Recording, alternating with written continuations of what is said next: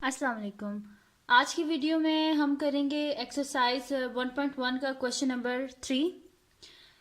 जैसे कि पिछली वीडियो जो थी उसमें मैंने किया था एक्सरसाइज 1.1 का क्वेश्चन नंबर 1 एंड 2 और उसका लिंक मैं डिस्क्रिप्शन में डाल दूंगी, तो आप वहाँ से देख लीजिएगा। तो आज हम करेंगे एक्सरसाइज 1.1 का क्वेश्चन नंबर 3। तो स्टार्ट करते हैं। इसमें क्या है कि the parameter P of square as a function of its area A. अब इसमें हमने करना क्या है, जो पैरामीटर हमारे पास है इसको हमने मतलब कि ऐसे लिखना है कि as a function of area A, यानी कि इसे एरिया का फंक्शन करना है। तो अब इसमें हमारे पास क्या होता है कि जैसे कि फंक्शंस में हमारे पास होता है, हम लोग ये अगर मैं साइड पे आपको पहले बता देती हूँ कि अगर हम लोग फंक्शंस को ले लें तो हमारे पास होते हैं functions y is equals to F of X. y जो होता है y as a function of x। अब इसमें क्या होता है कि x जो है वो हमारे पास इंडिपेंडेंट है, यानी कि इसकी जो वैल्यूज़ हैं वो वेरीज करेंगी, और जो y है वो उस पर डिपेंडेंट है, यानी कि जिस तरह की इसकी वैल्यूज़ वेरीज करती जाएंगी उस तरह मतलब कि जो आंसर आ जाएगा उस पर ये डिपेंडेंट होगा। तो ये होता है y as a function of x, जो कि फंक्शन में हम करते हैं कि एक हमारे पास डिपेंडेंट है और एक इंडिपेंडेंट है। तो इसी तरह इन क्वेश्चन में भी हमारे पास है the parameter P of square as a function of its area, यानी कि अब पैरामीटर जो है वो डिपेंडेंट होगा उसके एरिया पे। तो अब हम इसको स्टार्ट करते हैं। तो सबसे पहले तो हम एक स्क्वायर ड्रॉ कर लेते हैं। जैसे कि ये स्क्वायर है, स्क्वायर की जो चारों साइड्स होती हैं वो हमारे पास इक्वल होती हैं।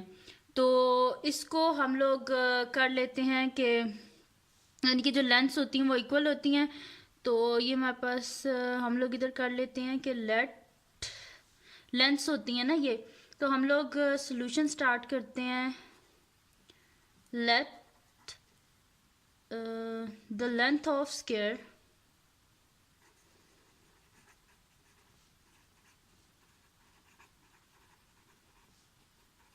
इज इक्वल्स टू एक्स, यानी कि जो हमारे पास है ना स्क्वायर की जो लेंथ है वो हमारे पास मैंने कर लिया है, लेट कर ली कि वो मेरे पास एक्स है। तो यानी कि क्योंकि स्क्वायर की जो फोर साइड्स होती हैं वो इक्वल होती हैं तो ये हमारे पास हो जाएगी, यानी कि ये साइड भी एक्स है, ये भी एक्स है, ये भी एक्स है और ये भी एक्स है। नेक्स्ट चीज क्या है क्वेश्चन में, the parameter P of square, यानी कि हमें इसका पैरामीटर भी निकालना है। तो पैरामीटर ऑफ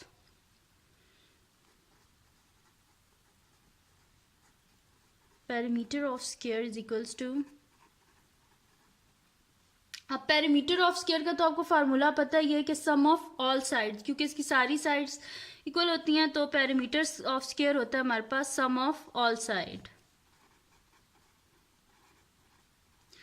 तो साइड्स क्या हैं इसकी, x x x and x, तो इधर लिख देंगे x plus x plus x plus x, तो ये किसके इक्वल आ जाएगा हमारे पास 4x के, यानी कि पैरामीटर ऑफ स्क्वायर हमारे पास आ गया 4x।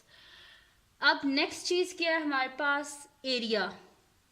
इधर लिखा हुआ है ना हमारे पास the parameter P of square as a function of its area, तो हमें पहले पैरामीटर और एरिया पता होंगे तो उसी से हम उसे डिनोट कर सकेंगे पैरामीटर को as a function of area.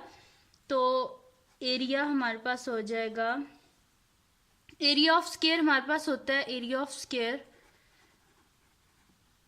इसकी हमारे पास होता है लेंथ इंटू विड्थ होता है। तो क्योंकि इसकी सारी साइड स्क्वायर की इक्वल होती हैं तो यहाँ पे हमारे पास हो जाएगा दिस इम्प्लॉयज एक्स इंटू, यानी कि एक्स डॉट एक्स, तो ये हमारे पास हो जाएगा एक्स स्क्वायर, यानी कि एरिया हमारे पास क्या आ गया, A is equals to X square. अब क्वेश्चन में क्या था कि हमने पैरामीटर को फंक्शन ऑफ एरिया करना था। तो पैरामीटर क्या है हमारे पास, as parameter is equals to 4x।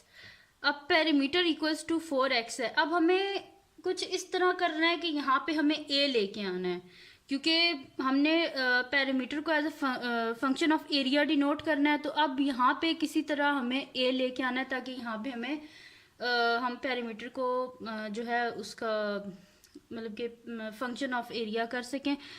तो अगर मैं इसको ऐसे लिख दूं, इस x को अगर मैं इस तरह लिख दूं 4√x²। अब अगर देखा जाए तो मैं अगर रफ पे आपको बता दूं कि √x² है, तो स्केयर जो है अगर उसको मैं अंडर रूट से काट दूं तो दोबारा x ही आ सकता है। यानी कि x को हम लिख सकते हैं, x की जगह हम लोग लिख सकते हैं √x²। तो जैसे कि 4। अब अगर देखें आप, एरिया क्या था हमारे पास, area is equals to x²। ठीक है, तो अगर मैं इस x² की जगह a लिख दूं तो ये मेरे पास हो जाएगा √4√a आ जाएगा मेरे पास। सही, तो यानी कि p क्या आ गया मेरे पास 4√a। अब मैंने p को क्या कर दिया, मतलब कि मैंने कर दिया कि पेरीमीटर जो है वो फंक्शन ऑफ इट्स एरिया है। सही, तो ये हमारा था, मतलब कि पार्ट ए था जिसमें हमने करना था कि perimeter p of square as the function of its area, तो वो हमने कर दिया। सो पेरीमीटर इज द, नीचे हम लोग लिख देते हैं, so perimeter p of square is the function of its area।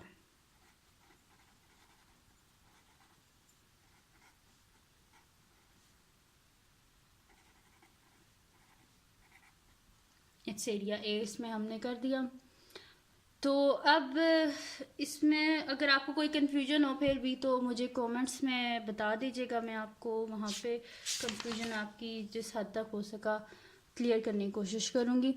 अच्छा, अब हमारे पास इसका बी पार्ट है, ये क्वेश्चन नंबर 3 का बी पार्ट है जिसमें हमारे पास है the area A of a circle as a function of its circumference C.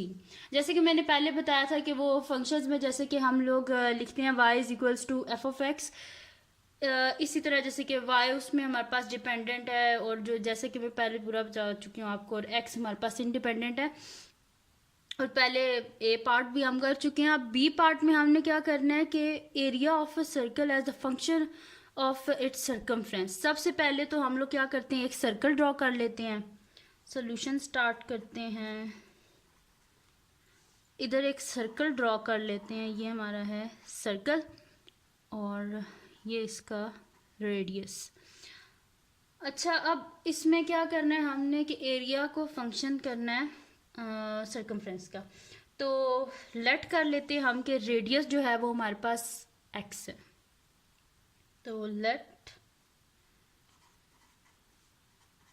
Radius of circle is equals to x। Circle को हमने रेडियस को लेट कर लिया है कि वो हमारे पास x है, और अब हमें क्या और चाहिए, एरिया चाहिए और सर्कमफ्रेंस चाहिए। तो एरिया क्या होता है हमारे पास सर्कल का, एरिया ऑफ सर्कल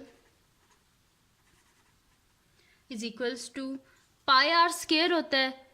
तो क्योंकि स्क्वायर आर को हमने एक्स से डिनोट कर दिया, तो यहाँ पे हमारे पास क्या हो जाएगा पाई एक्स स्क्वायर, क्योंकि आर को मैंने पहले बोल दिया ना कि the radius of circle is equals to X, यानी कि जहाँ जहाँ पे आर आएगा उसकी जगह हम लोग क्या लिख देंगे, x लिख देंगे। तो एरिया ऑफ सर्कल हमारे पास होता है पाई आर स्क्वायर, तो यहाँ पे हमारे पास हो गया पाई एक्स स्क्वायर। अब हमें और क्या चाहिए, सर्कमफ्रेंस चाहिए, तो सर्कमफ्रेंस ऑफ सर्कल हमारे पास होता है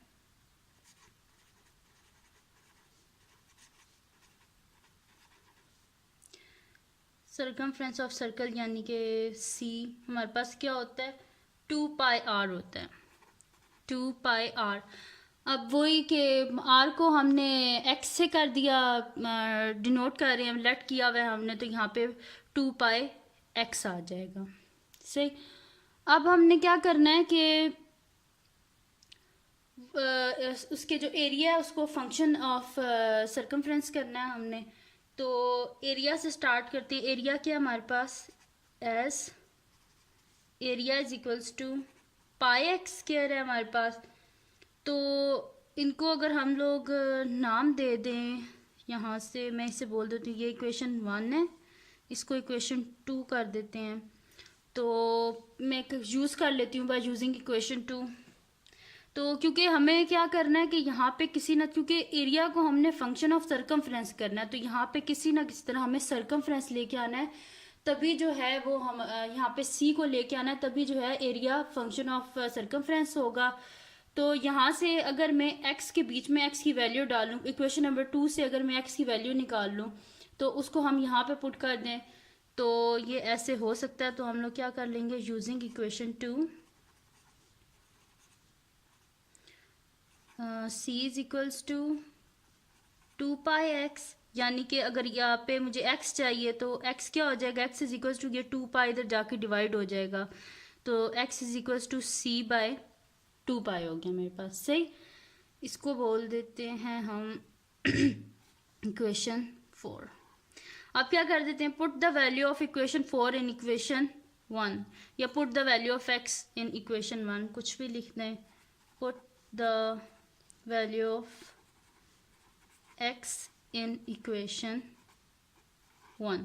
तो इक्वेशन 1 क्या थी हमारे पास, a is equals to pi X square, तो x की जगह अब x की वैल्यू डाल देते हैं, तो a is equals to pi X की जगह c बाय 2π, ये वाली वैल्यू होल का स्क्वायर, यानी कि a क्या आ जाएगा हमारे पास, पाई c square divided by 2 square हमारे पास होता है 4, और नीचे आ जाएगा pi square.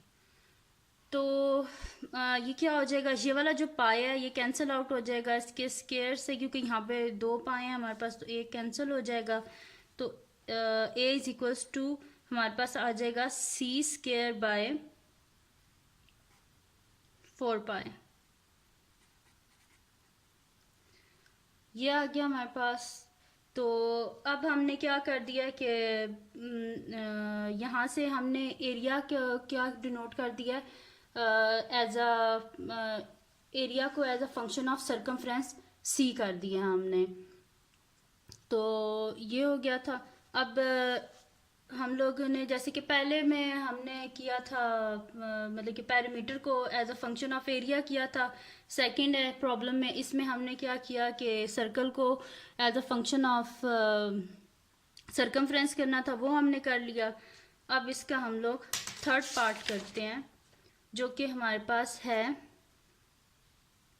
The volume v of a cube as a function of area a of its base, यानी कि जो वॉल्यूम है अब उसको हमने डिनोट ऐसे करना है कि function of its area of its base, यानी कि उसके बेस का जो एरिया है उसको करना है। तो सॉल्यूशन स्टार्ट करते हैं हम। सॉल्यूशन में सबसे पहले तो साइड में हमें क्यूब बना लेते हैं।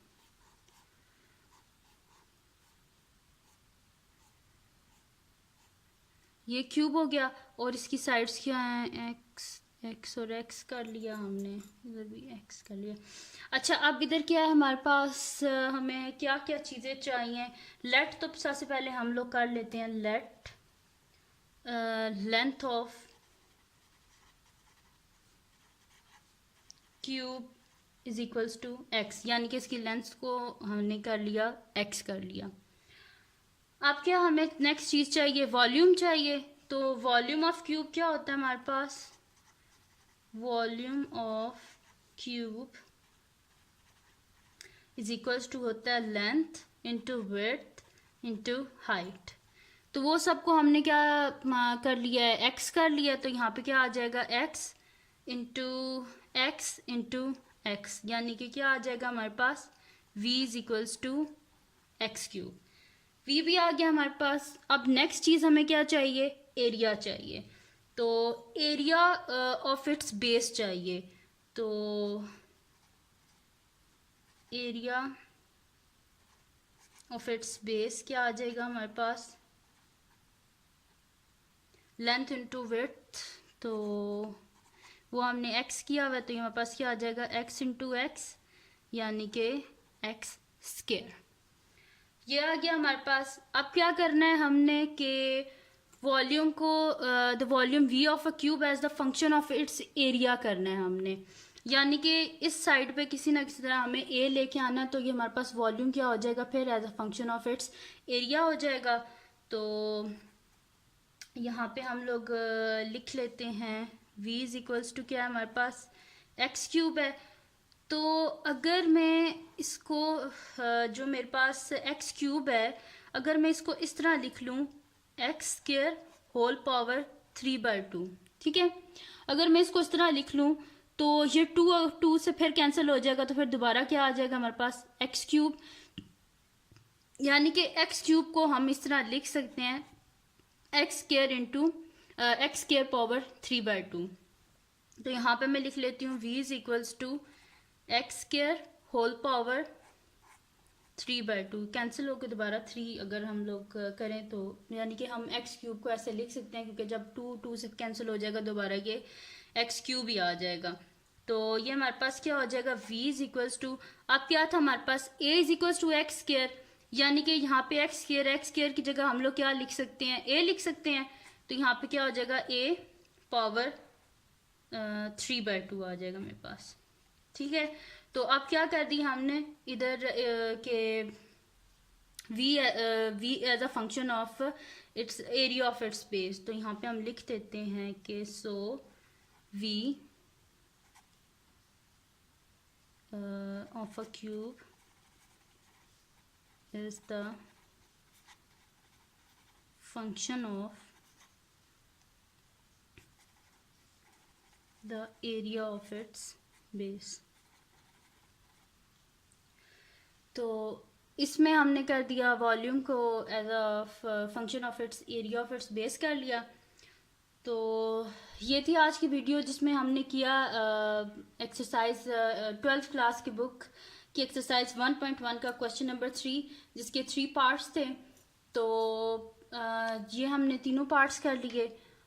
तो अगर आपको कोई भी कन्फ्यूजन हो तो मुझे कमेंट सेक्शन में बताएं, तो वहाँ पे हम डिस्कस कर लेंगे। और दूसरा आप मुझे बताएं कि मुझे और वीडियोस अगर आप किसी टॉपिक पे चाहते हैं तो मुझे वो टॉपिक कमेंट्स में बता दें, मैं उस पर वीडियोस बना दूंगी। और दूसरा, अगर आपको ये वीडियो पसंद आई हो तो इसको लाइक करें और मेरे चैनल को सब्सक्राइब करें और बेल आइकन को ज़रूर प्रेस कीजिएगा ताकि आपको न्यू आने वाली वीडियोस के बारे में पता चल सके। और डिस्क्रिप्शन को पढ़िएगा, उसके बीच में मैं इसके जो फर्स्ट और सेकंड क्वेश्चन है उसका लिंक भी डाल दूंगी, तो वहाँ से आप फर्स्ट और सेकंड क्वेश्चन देख लीजिएगा। तो बस ये थी आज की वीडियो। अल्लाह हाफिज़।